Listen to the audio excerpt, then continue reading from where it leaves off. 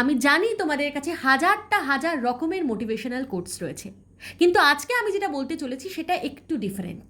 তোমরা যদি ভেবে থাকো আজকের মোটিভেশন দিয়ে কালকে কাজ করব, সেটা কিন্তু পসিবল নয়। আজকে হয়তো তুমি খুব মোটিভেট ফিল করছো, কিন্তু কালকে তুমি মোটিভেট ফিল নাও করতে পারো। গত 5 দিন তুমি টানা মোটিভেট ফিল করেছো বলে আগামী 5 দিনও যে তুমি টানা মোটিভেট ফিল করবে সেটা কিন্তু নাও হতে পারে। এবার তোমার প্রশ্ন হতে পারে যে প্রতিদিন মোটিভেশন কোথা থেকে আসবে। আসল কথা কি জানো, মোটিভেশনটা ইম্পর্টেন্ট নয়, ইম্পর্টেন্ট হচ্ছে জড়তা ভাঙা। তুমি যদি নিজেকে স্থিতিজাড্য থেকে গতিজাড্যে নিয়ে যেতে পারো, তাহলে যে কোনো কাজ তোমার দ্বারা পসিবল উইদাউট মোটিভেশন, এবং সেই কাজটা রেগুলারলি বারবার প্রতিদিন করতে করতে মোটিভেশন নিজে থেকে আসবে। এবার তোমাদের মনে প্রশ্ন জাগতে পারে, স্থিতিজাড্য থেকে নিজেকে গতিজাড্যে কিভাবে আনবো।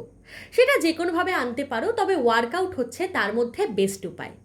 প্রতিদিন সকালে উঠে তুমি যদি 1 ঘন্টা যে কোনো রকমের ওয়ার্কআউট বা যোগা বা জিম করতে পারো, তাহলেই তোমার শরীর স্থিতিজাড্য থেকে গতিজাড্যের অবস্থায় পৌঁছাবে, এবং তারপর যে কোনো রকমের কাজ নিজে থেকেই হবে, তোমার নিজে থেকেই ইচ্ছে করবে।